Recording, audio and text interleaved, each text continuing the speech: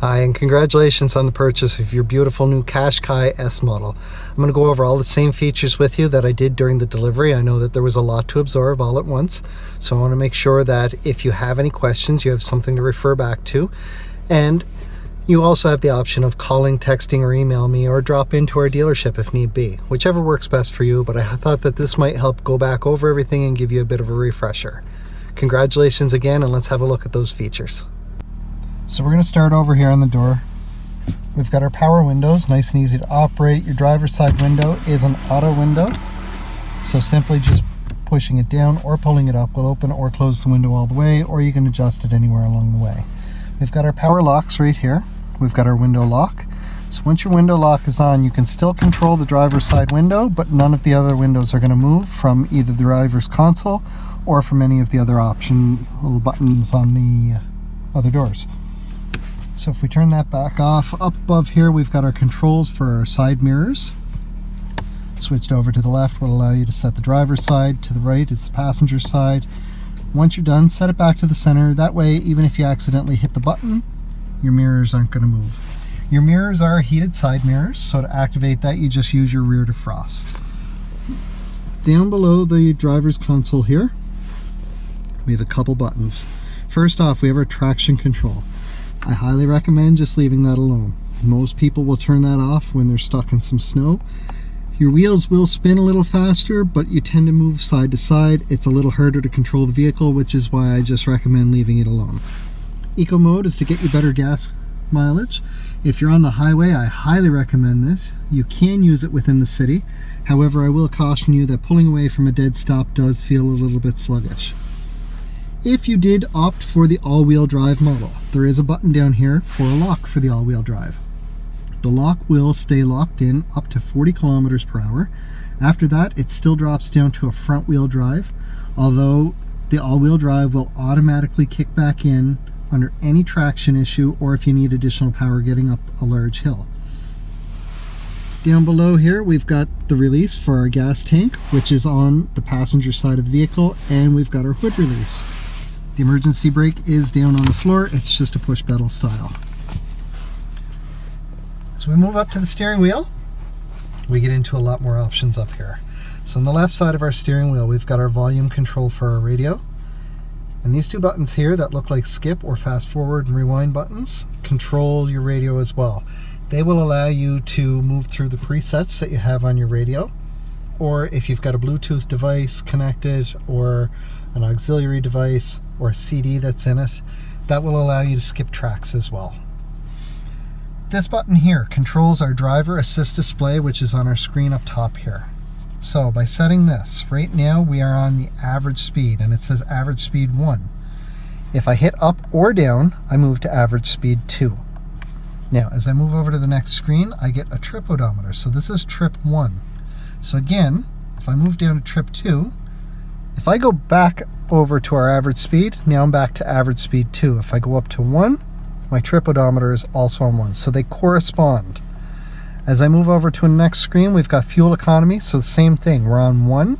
If I move down to 2, all three of those screens move to 2. The moment I move to 1, all three of the screens move to 1. Our next shows what's going on with our audio. So if I turn this on, I can see what's going on with my audio right there. So this shows me the radio station that I'm on, but I have a spot there that says OK equals source. So if I press the OK button, I go from FM1 to FM2, Bluetooth, auxiliary, AM, and then back to FM1. If I have a CD in, that becomes an option as well. If I have something plugged into the USB, that becomes an option as well. So from this screen right here, you can control all of the music on your Qashqai, allowing you to keep your hands on the steering wheel at all times and your eyes face forward. As we move over to the next screen, we see our tire pressure shows up, and this shows individual tire pressure for all 4 wheels. Once you start driving, these will adjust a little bit. They'll move up as the tires get warmer. As it's cold out, they will drop down a little bit. But if you do get a low tire, it will show you exactly which tire is low and what the pressure is in it, making it really easy to be able to go out and adjust the tire pressure. Again, if you've opted for the intelligent all-wheel drive version, This screen here shows whether or not you're in all-wheel drive or front-wheel drive, and it will show you whenever they switch. So under those traction issues or power issues, it will show you when it switches over to the intelligent all-wheel drive. This is an option only on the all-wheel drive. If you don't have that, then this screen is not available. The next screen over shows your chassis control. It's going to look like this the bulk of the time. If you take a turn really hard or you hit some pretty hard bumps, you are going to see some different areas of this light up just to show you where the movement's going on your vehicle. Any warnings that show up on your vehicle will show up here. So you would get a yellow exclamation mark that would show up here, and then that corresponds to a warning. So whether it's a low tire, low windshield wiper fluid, one of your doors is not properly shut, whatever the case is, anything that brings up that yellow exclamation, you'll get more detail on this screen here, and you can cycle through multiple warnings if there is multiple. And to get rid of it, all you do is fix the issue. So if it's on because of low wiper fluid, simply add some windshield wiper fluid and that warning goes away all on its own. Our final screen here is for settings. There's not much that I change in here for a vehicle. Typically the only one I change is the vehicle settings. By default, our vehicles automatically unlock the doors when you turn the vehicle off, although most people prefer so that once you shift into park, the vehicle turns or unlocks the doors. So I've gone ahead and gone into the vehicle settings and locking and auto door unlocked and set it so that when we shift into park, it automatically unlocks. If I use the back button down here, I can go back through the screens. The one thing I will mention, this clock button is going to tell me to set my clock over on the audio. So you cannot actually set your clock from this menu. That is everything on the driver assist display. Now over here we've got our cruise control. So to turn this on, we're going to watch the top of the screen up here. And I see an indicator show up when I turn on my cruise control. Once I get to the speed that I want and I hit the set button, the exact speed that I'm set will show right there. I know our speedometer only has certain increments, but the exact number shows up on the top when you set it.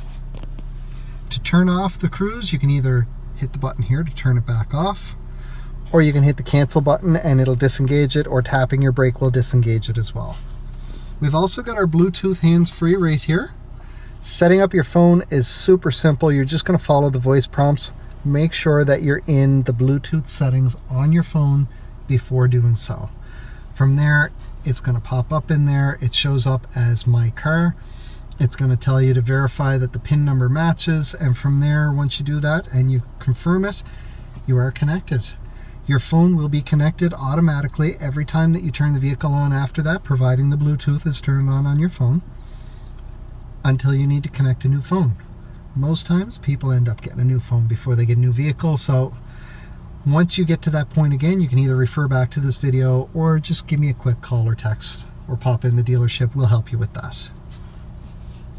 Our wipers are over right here. So one tap up gets me my mist wiper. It's only going to make one pass. One notch down puts me on intermittent. From there, I can set the speed of the intermittent from right here. This will determine how often the wiper goes across the windshield. Another tap down puts me onto regular wipers, and one more puts me on high speed. We also have a rear wiper, which is controlled from the outer dial here. Right now it's off. The next notch up is for intermittent on that rear wiper, and the final one up just puts the rear wiper on. Our signal lights are on this side over here with our lights. So signal lights, nice and easy, just down for left, up for right. Our lights we can turn on simply by doing this. Don't forget to turn them back off once you're getting out. And if you need your high beams, simply push it forward while your lights are on, and we notice a blue indicator up here. That's your high beams, or you can simply flash them by pulling it towards you. Next up, we're going to have a look at the center console. As we move over to the center console here, we see we've got lots of options. So we've got AM, FM. So again, we're on FM1. If I hit this, it goes to FM2, then AM, and then back to FM1. We've got an option for CD, which right now there's no disc in. We've got media, which will go through auxiliary, USB, Bluetooth, and then back to auxiliary. So I'm going to set that back to AM and FM. I'm going to turn up the volume a little bit so that you can actually hear the radio. Because if I hit this display button, The display shows off so that it's not distracting, but your music continues to play. So we'll turn this back down. Our Seek and Track will find new radio stations, whether they're on your presets or not. So if we look back, I see this one's already preset. The next one up is not. That will also skip tracks on CD or USB or Bluetooth device. Below that, we've got an iPod menu button. So if you've got an iPod connected to this, it will bring up the menu for that. Then we have a back button. That back button is for in the settings. So we're going to go into the settings by pressing the Enter Settings button. We see we've got Bluetooth. From here, I can go in and I can add a Bluetooth device from here. Or like I said, I can add it from the steering wheel. I'm going to hit the back button here. From here, I can set the bass, treble, balance, and fade on my radio. I can set the brightness on the screen and the contrast. But this is a big one I want to show you. This is where we go to set our clock. So I know right now that our clock is an hour behind. I'm going to push the button, and right away my hour lights up. I'm going to go ahead 1 hour. I'm going to push it again. I can set the minutes if need be, although it is correct right now. One more push takes the focus off of it, and then I can adjust a little bit more. So I'm simply going to hit back. That takes me back to my radio and out of the settings. We've got our climate controls down here, so your fan is operated with this dial here. Our temperature is operated over here. If you want air conditioning, you've got air conditioning and max air conditioning. And right here you can control where the airflow is going to go. So we've got windshield, our front vents, vents and floor, the floor and windshield. This will allow you to recirculate the air where when it's off, it means that you're getting fresh air in. And this is your rear defrost, which also activates the heated side mirrors. Down below we have our auxiliary port and a USB port, as well as a 12-volt power port. Finally, we do have our heated seats. We've got high and we've got low. High gets very warm. It is very comfortable. The seat will get nice and warm, and it does go halfway up the back on the seat. Our Gearshift here has park, reverse, neutral, and drive. I'm going to show you the backup camera right quick. So in the backup camera, we've got some distance lines here. As long as you stop by these red hash marks here, that still gives you room to open the hatch on the back. If you come any closer than that, you don't have room to open your hatch all the way. If you do need to get in nice and tight to something, you can see right across the bottom here, that is our bumper. So you can actually see where the bumper is so that you can get good and close if need be. So I'm going to take this back off. Now while you're in drive, if need be, and I tend to use this coming down a large hill in the winter when it's a bit snowy out and the roads are a little bit slippery, I will shift over this way and then tap it down a couple times, because this gives you manual shifting here. So instead of drive, I'm now in first gear.